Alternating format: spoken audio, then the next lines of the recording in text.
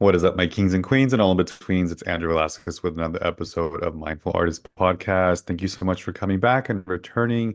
Just wanted to kindly remind you to please go to our stars and our reviews and give us those ratings. That way, someone else like yourself can see this show in their algorithms. And that song you just heard, Mi Corazón, written by myself, produced by Aaron McClendon, you can download wherever you stream your favorite music. And for today, another episode of your one-stop shop, all things mindfulness, creativity, spirituality while being an entrepreneur. I have another amazing special guest, you guys. It's been such a long time coming. Superstar, legend himself, Armen Ra, you guys. Let's give it up. Oh my goodness. Bravo. Thank you for being here. Beautiful. How are you? Stunning. Thank you for having me. I'm doing great. Thank you. Yes. Yes, yes. You guys, so I'm going to give Armin Ra the perfect intro and the respectable bio that he deserves. So here we go. Theremin, virtuoso and designer, Armin Ra was born in Iran and spent his teenage years in New York City, where he was part of the infamous club kid scene and nightlife it boy, known for his beauty, wit, and classic Hollywood style. He worked as a model, drag artist, and was featured in Vogue, Amika, Glamour, New York Times, Village Voice, and countless other publications. He was hired by Madonna for her sex book release party and again in 1999 to appear at the MTV VMAs with the pop icon herself.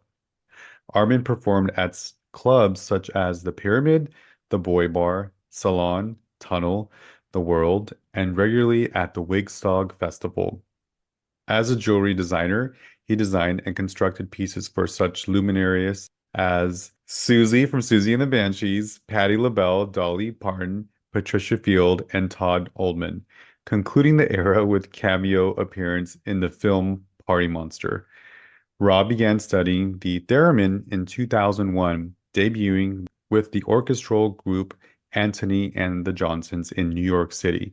He soon began performing all over the US and Europe at private events and venues such as MoMA, New York City, Lincoln Center, Walt Disney Concert Hall in LA, Via Petrolo, Florence, Musée Rodin, Paris for the Dior Haute Couture Ball, the Broad Museum, United Nations, Weiner Concert. I'm probably butchering all these names, you guys, and I apologize. Mozart's Vienna, CBGB's Knitting Factory, La Mama, etc., Joe's Pub, Boulder Museum of Modern Art, Lincoln Center, the Gershwin Hotel, Deitch Projects, and toured with Nick Cave. An award-winning documentary film titled When My Sorrow Died, The Legend of Armen Ra and the Theremin chronicles his life and career. Armin plays on the debut album of Sharon Needles, Ariel Voltaire album, Raised by Bats, Selena Gomez revival on the track Me and My Girls. Gwen Stefani's album, This Is What the Truth Feels Like, on the track Naughty, on Blue Madonna album on the track Supernatural, Mark Allman's album Bury It, Derek's album The Phoenix 2020, and The Vortex 2022, hailed as one of the best. Can you say that for me, Armin? Therem Thereminists? Thereminists, Thank, yes. thank The you. tongue Thank you, twister. beautiful. Hailed as one of the best thereminists in the world and the highest paid theremin artist in history. His discography includes the albums Armin Ra plays the theremin, Theremin Classique, Theremin Amérique, the American Songbook, Theremin Christmas, Theremin Dysmorphia, Sacred Meditation, and the single Cold Song by Henry Purcell. Armin Ra resides in Los Angeles, where he continues to teach and record and perform at high exclusive private events globally. Welcome, welcome. What a bio. How does it feel to hear like your accomplishments and your story and just a little bit of it? Because there's so much more to you than the theremin and everything else. It's a somewhat of a strange feeling hearing it. Um, Especially as I butcher a lot of the names. So I apologize for yes, that. you did. Uh Lots of fancy names, Andrew. yeah, Um, you're way fancier than me. I'm just a well, little boy from East LA. it's strange to hear all of that.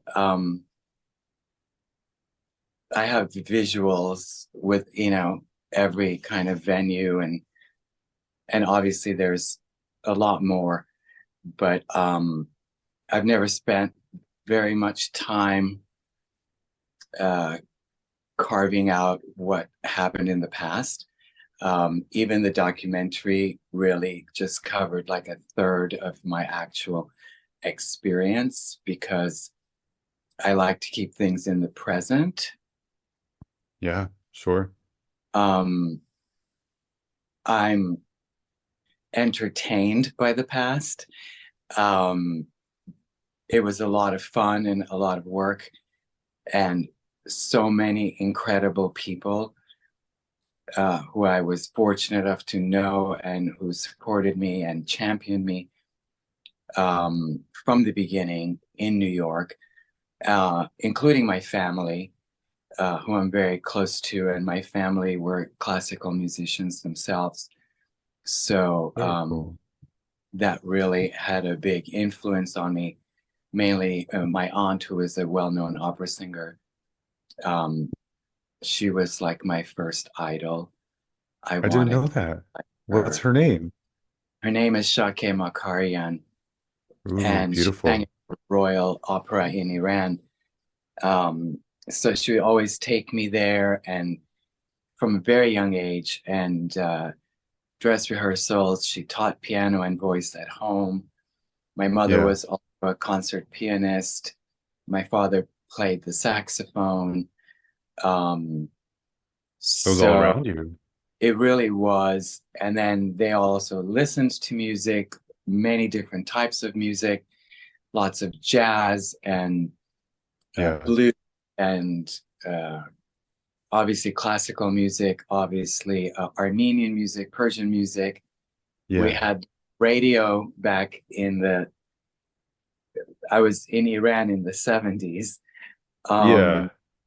so we had the American radio station that also played whatever was happening in pop music in America. Yeah.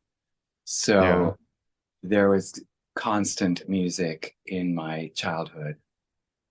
That's so cool and beautiful that it was art was just around you. It was all around your environment and it was inevitable that you were going to be some form of artist and you are that multi-medium artist that since I've known you. I mean, just to give everybody a little backstory, we met at Mac Cosmetics at the Glendale Galleria in the basically the other like uh central Armenian community, central place of all of the world. Like that's basically the next little Armenia. And I just fell in love with you from the beginning. You have this energy and this light and this essence that is otherworldly and beyond of just like one human species. That's really the only way I can describe it.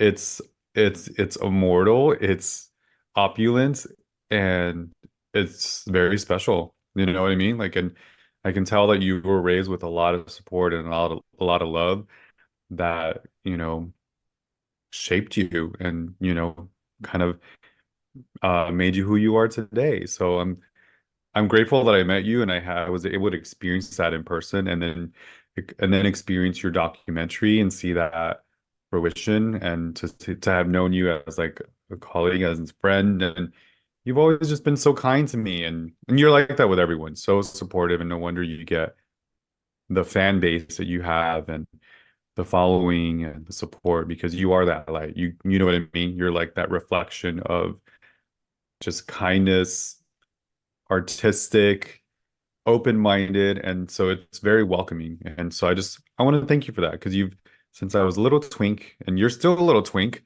you you embraced me and kind of, just always supported me too. So I want to thank you for that. And I'm sure like you get that from a lot of people because you're very special and kind and giving and warm. So how does that feel when you get, because you have like a huge following. How does it feel when they come to you with like the admiration and um what you do for them because you inspire so many people. Honestly, it's very humbling. Um, I don't see myself in the way others see me. Um, I think many true artists are that way. I also want to thank you for being so kind and generous to me. Um, My I pleasure. I was always very impressed by your talent. Oh, I loved watching you work because you were so flawless and so fast. Um, oh, that means a Make lot. for Thank me. you, babe. No, really, you were also a beacon and shining light in at that location. Thank you. And you made it easy for me to be in that space because perfect example of an artist's life. You know, I had just moved to Los Angeles and I didn't know anyone, and somehow I got a job at MAC at the Glendale Galleria, which was Yes. challenging to say the least. Yeah. Um, what made it bearable though was all the nice people we worked with. That particular group that we were a part of, everyone was so kind and Yeah. talented and down to earth. And I really felt supported. Um, I still talk to many of the people that Yeah. we worked I with, love that. It was a and special bond. It was one it of was, those unique moments of synergy and just the energy that was in the environment, particularly from like management as well, that trickled down. yes. Um, it was special. A lot of special memories and good times and yeah, I'm very Lots grateful of for that. laughs too. You were such a Yeah. jokester. You would always like uh, I am a joke me clown. out of my seriousness, you know. Yeah. Yeah, because it's like I can be serious too. I'm that like Capricorn, like always want to be like fucking in the box and straight and clean. But sometimes you just gotta laugh and just be stupid and just because this is our only life. Yes, we can take things very serious in our craft, but sometimes have fun. Like, who cares? Like, just be a nerd. And that's what I am. I'm a big nerd. I'm still a child inside. And I feel that you are that as well. You know what I mean? Like, Yes, very much so. I feel like I get younger as I get older. how the Um, fuck do you do it? What are you drinking? Can I no, I have meant some? internally. Both. Well, that's the secret. I think that's the secret. It's It's one of them, be absolutely. inside how you feel, and if you are full of love and happiness and joy, that's youth. That is forever immortal. Then naturally your outsides are gonna reflect how you feel on the inside. It goes the same for someone that is suffering from depression or darkness. Like that's how they're gonna perceive like their image. So can we talk a little bit about Baby Armin and like Oh were you dear. always artistic? Whatever you want to I share. Just like was. yeah, tell us like Baby Armin oh, was a mood. uh-oh. Tell us the I was a moods. very, very serious child. Yeah. Um, you know, sometimes they say it's past life karmic consciousness where Hmm. everything wasn't erased. So um, I wasn't like other children, needless to say. I also didn't like being around children. Um, Your I was, frequency was different.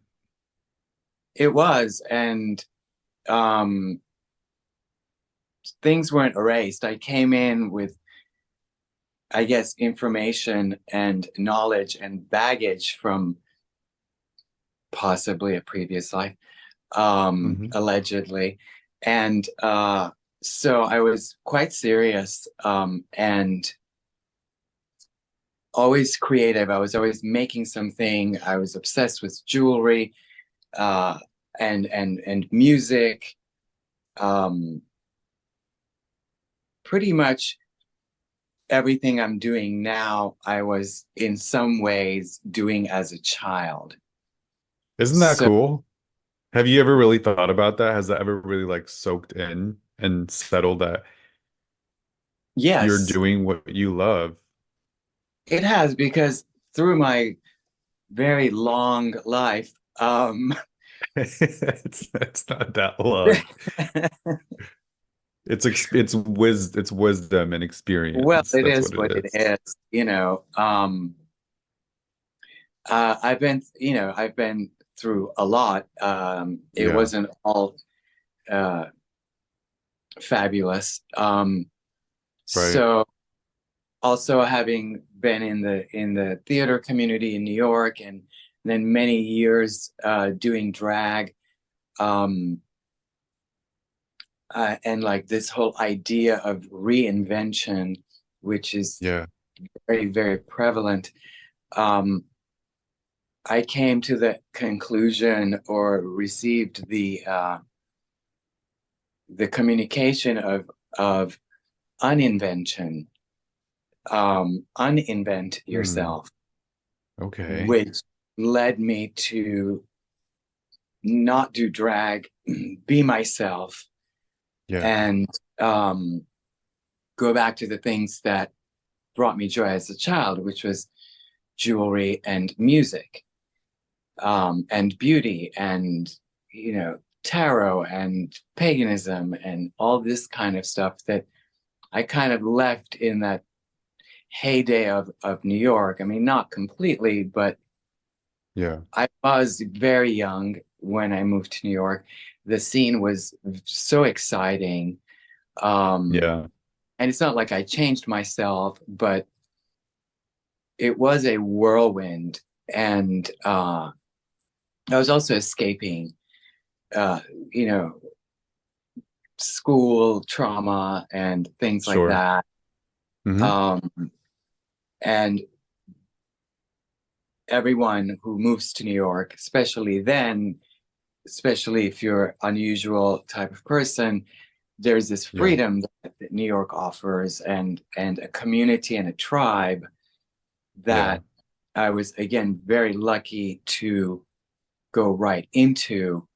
So it was a lot of fun, but it was also distracting. I didn't really Yeah. want to do that much because I felt totally free for the first time in my life. Okay. So I was really concerned about having fun Yeah. and kind of going wild. Yeah. Yeah. Because you finally felt you were part of, like you said, a tribe and a community that was like-minded like yourself and accepted all the different qualities and the self-expression and how liberating is that? You know what I mean? To be around other people that are just as expressive and artistic and just fucking balls out, just go. I mean, to have been a Yeah. fly on that wall, I would Oh, have, goodness. that would have been so Well, cool. I'm really glad we didn't have social media then. A lot of people There's a from that reason, I time think. say that because we were Yeah. truly free and we were living for ourselves and each other Hmm. and, Hmm. You had no distractions. not for publicity, not to, advertise ourselves. Um, Yeah. Really, like cameras weren't even allowed in nightclubs back then, Right. generally, unless there were photographers hired by the club or if we had photo Hmm. shoots. And thankfully, there are documentations of that time. Hmm. Um, there are photographs. There are the archives of Nelson Sullivan, who was an incredible videographer and a dear friend. Yeah. He only lived until 1989, but without him, we Yeah. would have really no video documentation of anything that happened at that time. Uh, and again, there was a freedom that is just not available now. And we Yeah. were very much in the moment because that was what was happening. The moment was it. It wasn't, there was no social media. So that Yeah. changed. everything because we didn't have to stop and take pictures or stop and video ourselves and wonder who's going to like us and who's not going to like us. We had our own little, microcosm of the world, and we were able to work and socialize and have fun, run around completely insane, Yeah. uh, and Also create the worlds that you have always dreamed of on a regular basis. Like talk about taking a theme and making it a world on the regular. Like every weekend was a different world that you get to it explore. was Yeah. the clubs that we worked at. They would change the decor all the time. There were different rooms with different DJs, different vibes, different kinds of people. And to be paid just to show Be up. fabulous. Yeah. Yeah, that was fantastic. I mean, that You're the we, original influencer. well, in a way, I mean, I saw it more as we were paid decor, they just paid us to decorate the club, So You the fancy people who were Christmas tree. totally, because the people who were paying to come into these clubs then would have the fantasy that, they're hanging out with us. Yeah. Meanwhile, they didn't know we were getting paid to be there. So Yeah.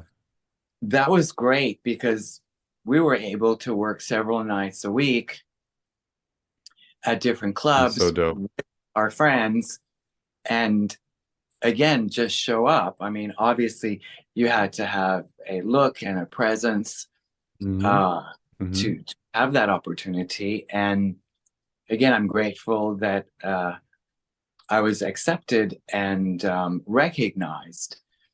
Yeah. Besides that, there was just the people around, especially the older generation, uh, embracing me, gave me a kind of validation that I never had from the outside world.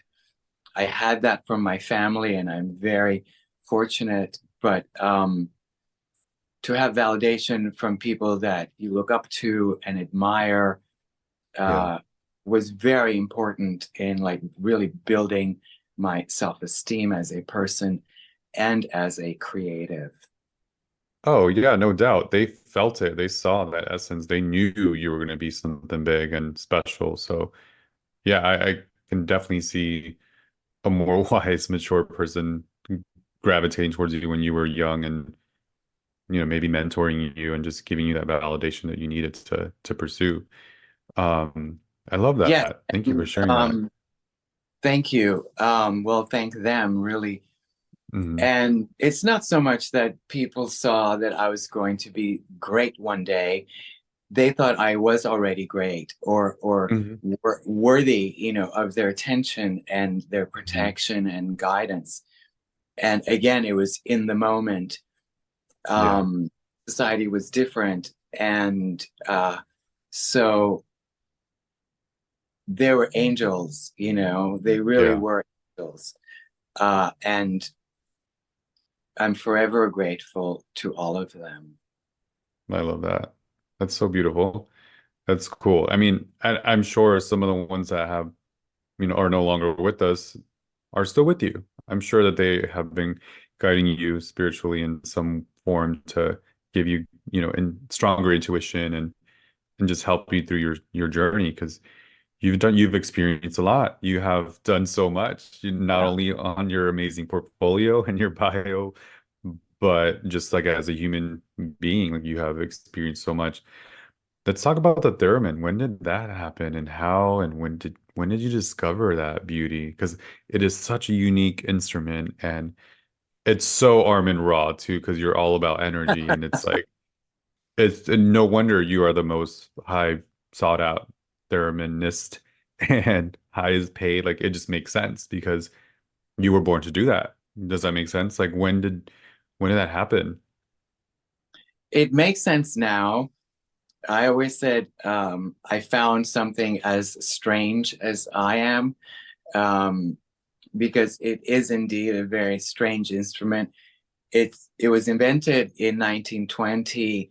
Meanwhile, people still don't know what it is. People are still amazed by it. So I had It's known magic. about it. Really is magic, and again, in the right hands, it can be very transformative and emotional, Good point. and a beautiful experience for others. Uh, I had known about it just through, being someone who was very interested in the 20s and in music. I knew that this instrument had existed, but I didn't really know they still produced them. So Yeah. as soon as the internet was born, I Yeah. first thing I did is I put in Theremin and realized that they were still being produced by the Moog company, several others, but mainly by Moog, who was known for their synthesizers. So Being cool. Theremin was the first synthesizer because it's the first electronic instrument. I did not know that. So you're getting Yeah. history, you guys. Listening to that, 1920s, the original Hollywood. Let's get that straight. Yes, And and and it's still being produced, and it was one of the first, I guess, acoustic instruments. Is that what you just said? Sorry, it's I'm saying actually that. the first electronic instrument, There and you it go. was invented by a Russian physicist named Leon Theremin. So Um, cool. so it did come out of Russia. Yeah. I love that. Yeah. It's So also I mean, the only instrument that's played without touching, which is yeah. part of what confuses people and what is also makes it very magical and very difficult to play. Yeah, I can imagine. I can also imagine moods and your own energy and where you're at that particular moment that it can sound different if like if your mood's kind of like off. I mean, I know it's based off of like your hand's energy and the distance of where you place it, but I feel like even the human heart essence, the spirit can affect it. I don't know, in a sense, because I've seen you perform. I've seen you for a Mac show. I've seen you perform well, obviously at your documentary, and I feel like there's been some other venues. I don't know. I've always been a fan, so I'm always like following you wherever you go. Thank you. Um, and it is a very special experience to witness and see, and your posture and your pose, and you're just so stoic, and you're in it. You know what I mean? But do you feel that it can change based off your emotion and your moods? Absolutely. I could say that would be true for any instrument. Uh, True. Yeah. um, of course, one has moods, there's anxiety, there is pressure, Mm, depending on where you're performing, there's distractions. And no matter what I have gone through that day or what my mood is, there's always this moment of silence and kind of dropping everything before I start playing. And mm. that's very important. And again, I would assume that is true for most musicians or, the best musicians. Yeah. Um, I just felt that because, like right now, just you saying that, I just felt something in a good way, not spooky, just I really did. That was well, cool. everything has to be dropped, Yeah. because it's about the music. Regardless of what you're using, if you're singing or playing the violin or whatever, the theremin is just extremely difficult because your notes aren't there. Yeah. You're playing the air, you're pulling it out of thin air. So the ethereal aspect of it is also a dangerous kind of aspect of it where I have to be so well rehearsed and trained in Okay. order to be able to let go into the music. and be able to play it with emotion and not like a robot. Uh, Right. there I has to be was this in, stillness before, like I, the yeah. person, whatever's going on, everything. I have to take a deep breath and Okay. then just get, it's like walking a tightrope, really, without a net. So, um, but for me, and I always look down because then one becomes the music. Mm, I enter into the music itself and become part of it as opposed to I'm playing it. mm, I love that. So do you have a ritual or a practice that you put in place before a performance? I know that you obviously have breath work and you possibly meditate, I imagine, and you I don't know, like is there something that you say or a chant or it sounds like you kind of reset yourself as a vessel, you know? I do. Days that I perform, I just have to be as calm as possible. I like Okay. to in silence. That's not always the case, but most of the time I'm hidden away. I don't want to socialize. I don't want to talk to people. Makes Uh, sense. You're protecting your energy. It's like a yeah, healthy boundary. Absolutely. yeah. And putting makeup on before a performance, that's like part Yes. of the ritual. Yes, It's kind of absolutely. like a war paint because I am alone going out onto this stage and I have to deliver. So Hmm. the silence is very important. I do meditate. I do a lot of breath work just to keep my nerves calm because Hmm. there's also like excitement and Yeah. excitement and anxiety are sisters, Hmm. A little bit. Yeah. They there's a work bug together with sometimes. both of them. Uh, so just being very calm and Hmm. quiet is important for me. And so even times where I've had a lot of anxiety and or fear, as soon as I'm on the stage, it really starts to dissipate. And Wow. there is like another kind of aspect to the self that I can pull up. And Mm. that's like Armen Ra, this thing, you know, Yeah. that is otherworldly, Yeah. that isn't anxious, that, knows exactly what he's going to do. It's a power, it's like an inner power or maybe an outer power that Hmm. I can kind of summon. And then again, it's courage as well, it stops before I walk onto the stage. And Incredible. then right before I play, I have the one deep breath where I let go of everything. Wow. I got chills. That was beautiful. That's so cool. Thank you for sharing that. Oh my goodness. I was going to ask if you could share any tips or advice for aspiring entrepreneurs looking to incorporate more creativity and spirituality into their work. Well, I would say mainly listen to your inner voice and Mhm. your instinct. When I started this, it was really, it still is one of the, if not the strangest instrument to play. A lot of people told me it would be impossible, it would be too difficult, I could never really have a career.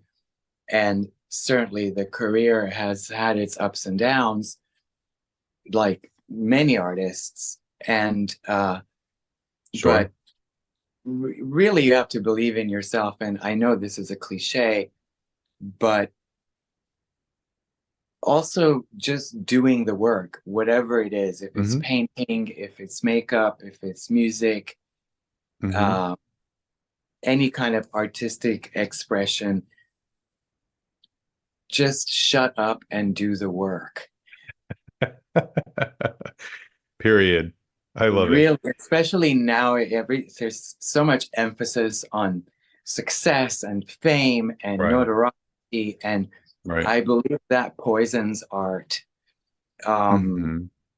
Well said. and, and it poisoned me at a certain points in my career too, where I felt like I wasn't advanced enough, or things weren't happening the way I wanted them to, and one can lose the beauty of the art, Mm. especially if someone is talented or gifted with any kind of skill. That itself is a gift. So the gift Yeah. has to be respected and cultivated and shared Nurtured. Hmm. Yeah. and cultured. Like a voice has to be cultured, craft and talent has to be cultured without this kind of ulterior motive, or Right. without this expectation that this needs to make me rich and famous. Uh, Sure. if that happens, great. Um, if it doesn't happen to the level that you might have projected, you still continue to do the work, because again, Right. it's still a gift. Outside Hmm. validation is not where it's at. Yeah. And Harmon, how do you measure success in both your creative and entrepreneurial pursuits? And do they ever overlap in any way? Um, I don't really think about it. Valid. I'll For take it. me, things just kind of roll. Yeah. Um, I find the more I meditate, the more humility, Hmm. um, the more I take pressure off of myself as an artist, the easier things flow. Mm. Because if your energy is uh, dissatisfied, or if ambition is too strong, I think again that can poison art, Right. and Well or said. bring things that you didn't know, bring you situations that you thought you wanted, but then when you're in them, it's not, it corrupts the art. Yeah. It turns it into a commodity, which, and yes, we all would like to make a living from what we do, but that can't be the main focus. I've learned this along the way. Absolutely. Um, I was much more ambitious in the beginning of my career, and I was obviously younger, but all of the grace and good fortune that came did come out of nowhere. In my Mm. Mm. experience, I didn't go get all these things. Mm. I just practiced for hours a day, and opportunities did and still do come seemingly out of nowhere. And I believe that's kind of an energetic Yeah. attraction, Yeah. because But if you're absolutely. calm, confident, then your energy Hmm. is open. Yes, Hmm. people will grasp and claw at success and maybe attain it, but there is a vulgarity to ambition for me. Mm. Yeah, no, it's less distractions, determination, doing the work, and having that drive that you just never let go, right? That's like, Well, yes, and appreciating the gift, yeah, appreciating the work, enjoying the practice, enjoying the um, practice, whether period. it's Yeah. spiritual, or it's an instrument, or it's painting or Hmm. makeup. One has to enjoy it. You have to do it for yourself. When I'm Yeah. practicing, it's not just this mechanical, I have to practice. I'm loving everything that I'm playing. Hmm. Uh, and I'm still amazed that I can create this beauty out of nowhere. Yeah. And I had to come back to that realization Yeah. after I love many that. years. Uh, Sure. and some of it is communicated, to me. And some of it I've learned by seeing other artists and seeing their experience, and how the gift can be disregarded and disrespected. And in turn, that gift can become kind of a nightmare and destroy you Yeah. Yeah. if That it's definitely not makes sense. respected and if it gets tainted by materialism. Yeah. No, it's exactly of the comparison of living through ego and through soul. And if you're having a balance, because obviously the human essence will not exist without the ego, but Right. you're living through soul, then naturally when you have joy in the things that you do, especially for your craft that turns into your career, it's just gonna be it's just gonna make more sense. It's just gonna be like a full circle moment. But it's that inner youth that you touched on earlier, like going Yeah. back to that innocence of, just be and truly having joy in what you're practicing and respecting it and not taking it for granted, then everything else will fall into place, at that point. Also, it's the joy that a child has Yeah. when they figure something out, or if they're doing something that they love. It's the joy and the innocence. Innocence is very important, Mhm. because it's the excitement of like, wow, That look at what spark. I can do. And Yeah. my innocence is something that I've protected my whole life, regardless of what sordid situations I've had in my life. you Yeah. know, Regardless of the experiences and scandals, which Hmm. again, were fabulous and fun, and I would never uh, trade them in for It's anything. part of the journey. Yeah. It is absolutely. However, and I wasn't always consciously doing this, but looking back, I've maintained my innocence. And the older I get, the more obvious it is to me that the innocence and purity and kind of humility and wonderment of this existence is very important, because again, Yeah. that's the energy you are projecting, and more opportunities and more like-minded people are attracted to, and situations are attracted to that vibration. I agree. I agree 100%.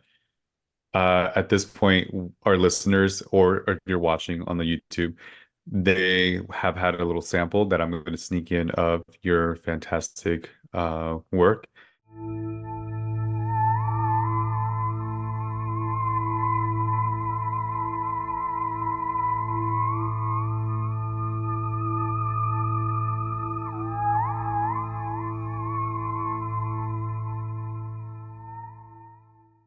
Are you currently reading any books, or you have a favorite book that you want to talk about from the past? The library is open! Because reading is what? Fundamental. There you have it, darling. Well, yes, I'm usually reading about Hinduism and Cool. non-duality. That I have been Yes. drawn to those teachings from a very young age. Um, Is there a the specific book that teachings, you'd like to you name out? I mean, if I had to have one book, for the rest of my life, it would be I Am That by Nisargadatta Maharaj, who is one of Hey, the greatest Hindu masters. There's also the writings of Ramana Maharshi, Krishnamurti, the poetry of Khalil Gibran, who was a Lebanese poet, the Sufi poet Tagore. These are all in okay. that of like I love Hinduism it. and Vedantic kind of teachings. So they can be very, they challenge the mind and the ego. Yeah, And yeah. for me, it's just always been they've always brought me a lot of comfort. For some people, it may be too A little abstract, avant-garde, right? Yeah. I'm here but for it. I love that kind of literature. It's something me to too. stretch the mind. Yeah, Well, it I'm calms really me. These things always brought like a calm and peace to me, hmm even hmm when I was younger and didn't grasp all of it, because there's intellectual knowledge and then experiential knowledge, and it took a lifetime for me to be able to have experiential knowledge. And again, that took practice as well, Absolutely. meditation and changing one's kind of thought mechanism, Yeah. um, eradicating negative patterns. These things also take practice. For me, anyway, some people are just bam, enlightened immediately, and but that is rare. Also, Eckhart Mhm. Tolle, he's kind of like a Western version of these Okay. masters, because it's the same kind of information Philosophy. Yeah. and philosophy, and it's a lot of words saying almost nothing, and that's part of the um, duality of non-duality, Yeah. Yeah. because it's a lot of words explaining kind of nothingness and everything. I So totally get it. it's I know hard to kind of explain or talk about I know unless I understand. It's something that I'm really fascinated by, and this is a new segment that I have on season 2 for Mindful Artist podcast, and that's exactly why I wanted to create this space because I do feel um without creativity or spirituality, for me they work hand in hand. You know what I mean? Like that's why literally absolutely. the title of my book is Love is Art, Art is Love, because I can't have one without the other. Like it's a full moment for me. And as I was researching podcasts, there was no space that had something like that. So I found this void and I wanted to have that voice for other creatives like yourself that have pursued their passions or careers, but have been spiritual throughout that whole journey. And I think that is probably why you have been so successful in where you're at and why you've had such like such great guidance through that. Because you are humble and you are practicing mindfulness. And I think that's very important. So that's why I wanted to have this segment of the library is open to share a book. And that's what I call this segment. Um, I love that. Okay. Yeah, So that book, it's a hefty book, and that I'm gonna put in particular, the description. yeah, it's called I Am That, and his name is very hard to pronounce. I've spent my whole life trying to get it right. It's Nisargadatta Maharaj. Um, Ooh, it's a and mouthful.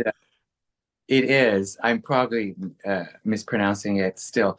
Um, However, his particular kind of style is very direct and strong. In contrast, Ramana Maharshi is much softer and more is kind of taught through silence. There's many masters. There's the female master Ananda Mahima, who's also Okay. a part of kind of my group Of course, of of uh, course. masters that have existed, during our time. Love All that. of these people were alive in the 20th century. So Yeah. now, thankfully, we have access to their writings. There's videos of them. Their books are much easier to find. And again, if that is too much, people like Eckhart Tolle are a perfect kind of mirror and continuation of mindfulness, and also Buddhism, also Zen. Mm-hmm. It's all in Mm-hmm. that umbrella of transcending, Yeah. oneself to a higher I love vibration. I love all that. Even like a little bit of Kabbalah, and they all kind of speak the same thing in different forms. And but it's They do a this lot is of it, yeah. different kind of cultures. Mm-hmm. Um, Mm-hmm. it is all the one information, and even the essence of Christ for me has always been prevalent and important and strong. Not Christianity, not any Sure. of a religion, but the essence of Christ, who could be Krishna, who could be, any of Mm-hmm. these masters, and for me is one of the great masters that Yeah. Yeah. materialized, for us to. I like to say that I'm a forever student of the University of Mother Nature, and I respect my surroundings and planets and energy and water and elements and animals, and that's my religion, really. Like I practice that and Mhm. meditate that, and um grateful for it regularly, and I don't take it for granted. Like I know it's a very special thing that we're all one. We're all connected at the end of the day.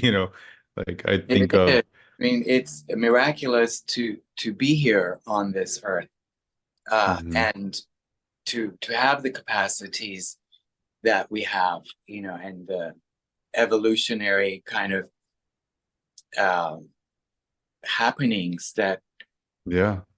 enable I mean, us. how we're able to share this in our stories now, and Totally, totally. on a virtual online media innovative way. Like it's just crazy that like could happen. But again, even grateful for that too. Me Um, too. I've Technology is fantastic because technology is also has enabled us to again find this information and go back to our root selves, and that uninvention that I spoke about of taking yeah, away all the added on and socially kind of um, added baggage, and yeah. find our innocence and our connection to the divine.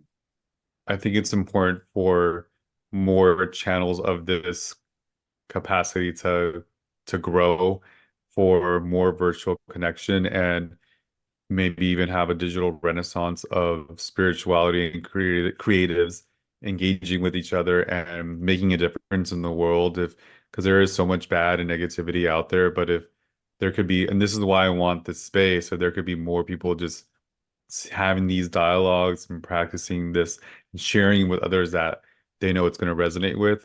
I mean, how much better is this world going to be? You know what I mean? Like that could go viral. Like that would be, I mean, I Well, know it's I'm like, happening already. It's happening right now. yeah, you're right. You're right. I love you. I wish I could talk to you forever. I mean, we can, but the show's only an hour, and I have another segment that I'm sad because it's going to be the wrapping up Mindful Artist Rapid Cues, and that means that we're coming in towards the end. But this is a segment where it's just kind of like rapid questions wherever you are at. Don't think about it too much, just intuitively answer these three questions. So I have question number one for wrapping up Mindful Artist Rapid Cues, and that is Armen Ra, who is your hero and why?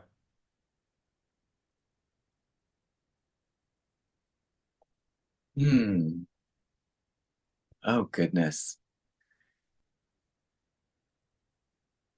First thing that comes to mind is Maria Callas. She Yes. was,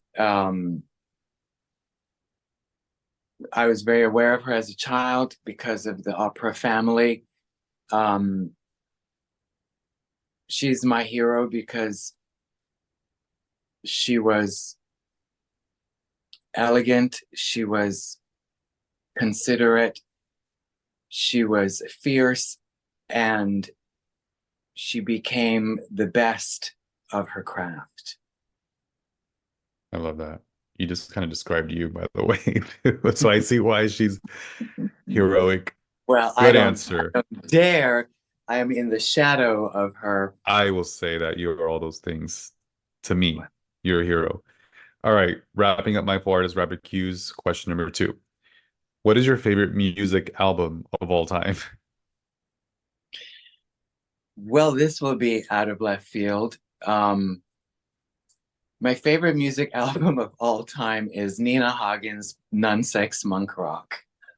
Whoa, that is left field. Cool. How would you describe that for someone that has never heard that Oh genre? my goodness, complete insanity. Um,